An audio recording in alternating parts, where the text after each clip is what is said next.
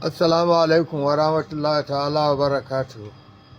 Muna muku sallama irin ta addinin musulunci. Haka shauran 'yan uwanmu na Najeriya muna musu fatan alheri. Yau za mu yi magana gaskiya ɗaya ce ta 26. Mai so ya ga 126. Mai so ya ga ta ɗaya har zuwa ta 126 na sai nemi Garba Abdu Rola a TikTok ko YouTube ko Facebook. Insha Allahu zai riske mu a cikin wannan magana. Na farko dai za mu yi magana, da farko za mu ce inna lillahi wa inna ilaihi raji'un, inna lillahi wa inna ilaihi raji'un, inna lillahi wa inna ilaihi raji'un. Wannan ibtila'i da ya faru a kasuwar Singa, za mu ce Allah ya kiyaye, waɗanda kuma suka yi rashi Allah ya mayar musu, Allah kuma ya kiyaye gaba. Dama kan abu biyu za mu yi magana, sai kuma magana da za mu yi ta Madugu, magana da Amerika take cewa shine shugaban 'yan ta'adda, 'yan Fulani mai yatta Allah, wanda ana nufin Fulani kenan 'yan ta'adda ne. To, da farko za mu fara maganar ainihin akan Singan kafin mu dawo kan maganar Madugu, ko kuma mu fara maganar Madugun ma'aikata Singan a baya. Wannan magana da Amerika ta faɗa, da ma Amerika ba ta faɗa ba, to alal haƙiƙa za mu ce to ba Amerikan ba ce, domin mun san dalilin da isa ta faɗa, tunda muna da hankalinmu muna da wayanmu. Na farko dai lokacin da Amerika ta zo take cewa Najeriya ana kashe Kiristoci, wanda shi kansa Papa Roma Benedict ya fito ya ce ba gaskiya ba ne, ba a wannan kashe-kashe a Najeriya. Amma da Amerikan ta faɗa har take cewa za ta kawo wa Najeriya hari, Kwankwasa ne a Najeriya ya fara fitowa ya soki wannan magana. Kai na iya cewa a duniya ma Kwankwasa ne ya fara fitowa ya kalubalanci Amerika. To matuƙar Amerika ba ta fito ta yi wa Kwankwasa sharri ba, to ba ta cika Amerika ba. Tunda dama ita abin da take so kauce wa mutane sharri. Tunda mun ga abin da ya faru, ta je ta kame shugaban ƙasa har cikin ƙasarsa, ta je ta kame shi, ta je ta mai da shi baya na Venezuela kenan. Haka kuma Maduro shi ma ta je ta yi masa wannan abu. To wanda a Roniago ta je ta yi masa wannan, ta kama shi daga ƙasarsa Bolivia, ta je ta tura shi, ta ce wai shi ma ɗan ta'adda ne. To wanda bare wannan Kwankwasa da ke ba ma shugaban ƙasa ba, amma sharin da aka yi masa da fasa a hannun ainihin gwamnatin tarayya. Domin gwamnatin tarayya koyaushe in dai har ta ce maka ka to APC ba ka to ba, don sha Allah sai sun kulla ma wani sharin. Yanzu gashi suna so za su taɓa 'yan Rufa'i, sun sako Kwankwasa a gaba, to kuma shauran da ta neme ku ba ku shiga ba, wallahi ku zauna da shirin ku, za ku ji zuwan da dawowar, in dai Najeriya ce.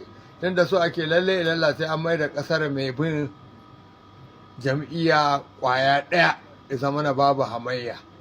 Shi kenan, wanda sai a samu kenan a yi mana kamar inda aka yi a ƙasar su Dambadal Bakasa, kamar inda aka yi yanzu a Kamaru ma, kan ma mai zancen wani dogon tarihi, kamar inda aka ma yanzu a Kamarun nan. Ya zama na shugaban ya zama shugaban rai da rai, sai dai ya mutu, amma ba zancen a sake zaɓa wani. To abin da ake so a yi mana kenan a Najeriya, ana zaɓar wannan shugaban ƙasa, to za a juya tsarin mulkin a mai da shi a dingayi.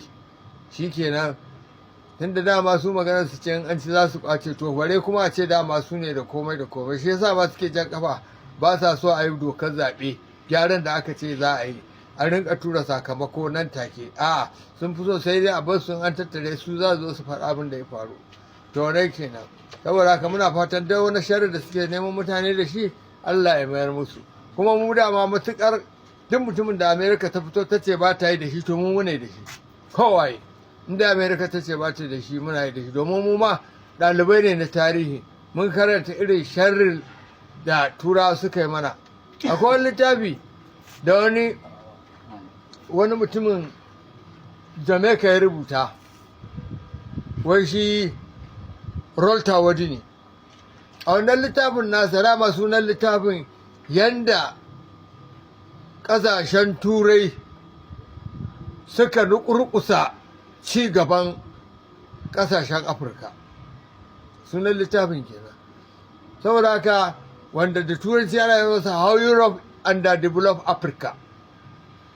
To saboda haka in mutum har ya karanta wannan to da wahala ba zai yi gaba da turawa ba, domin zai gane iya cutar da suka, wanda shi ma kuma sanadin wannan din su suka kai shi lahira.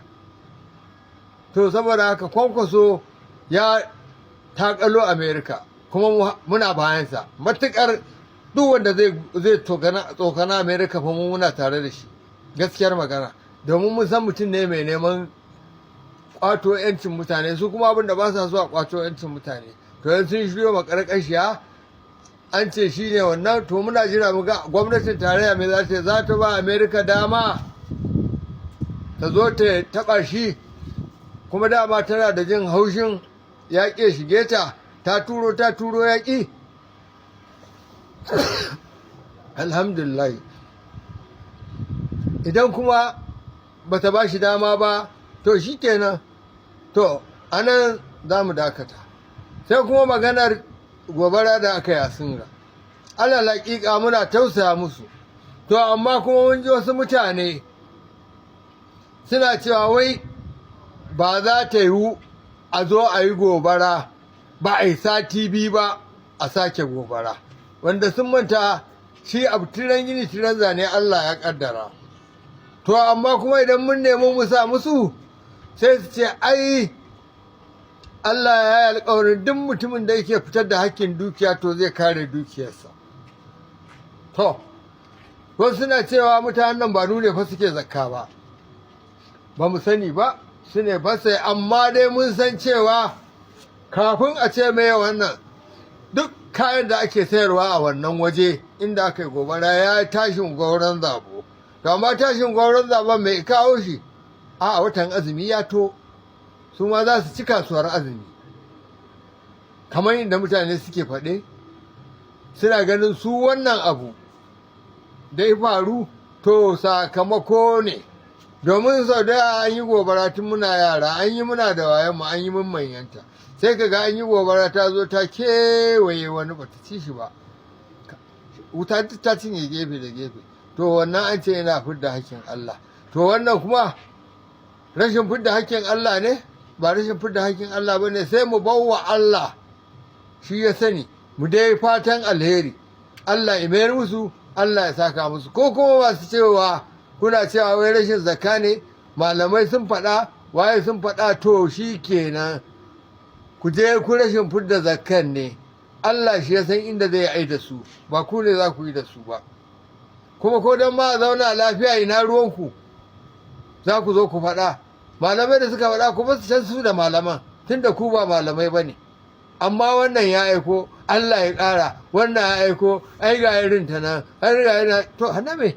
Wai hana ta za a ci kasuwar sallah, to a ci kasuwa mu gani, to ba haka bane. Allah ina iya turo wa mutumin arziki wani bala'i don ya jarrabe shi, domin shi alheri in ya zo jarraba ne, bala'i in ya zo jarraba ne, a ga za ka jure. Yanzu fatan da za mu yi musu Allah ya sa, Allah ya mayar musu, kuma Allah ya ba su damar jure wannan jarrabawa da Allah ya yi musu. Waɗanda kuma suke ganin su ba sa zakka kuma suna takurawa mutane, to su kuma Allah ya sa wannan gobara ta zama sanadin su dawo mutanen kirki, su dawo ka, domin Allah sai ɗora maka wani abu don ya jarabe ka, ta sanadin wannan sai ka samu tsira. Saboda haka mune musu fatan alheri, Allah kuma mayar musu da abin da suka rasa, kuma marasa kirkin cikinsu Allah ya shirye su, masu taimakawa mutane shaura a cikinsu Allah su ma ya ƙara taimaka musu, idan ya ƙara musu ƙwarin gwiwa su ci gaba da taimakon mutane, a taimakawa 'yan uwa, a taimakawa maƙwabta, a taimakawa gajiyayyu da mabukata. Kuma don Allah don annaba a rage ɗaga farashi lokacin da mutane suke so. Mutane fa su ba shi sashen koko da ƙosai da sukari sai in watan azumin ya zo, wasu kuma a sannan za su saya su rarraba, amma kun tsawwala sukari, kun tsawwala wancan, kun tsawwala wancan. To a hakikanin gaskiya ba mu ji daɗin wannan gobara ba, kuma suka da aka rinka ana cewa gari da Allah ya sa ta faru nan ma ba mu ji daɗi ba. Allah ya sauke, Allah ya sa mu gama lafiya, ba mu fara don mu daina ba. Kwankwasiya amana ce, turnuƙu faɗan iblisai, yaro bai gani ba balle ya raba, amma ya gani ba zai iya rabawa ba, domin kuwa sai dai ya ce a'udhu billahi minash shaitanir rajim. Bisalam.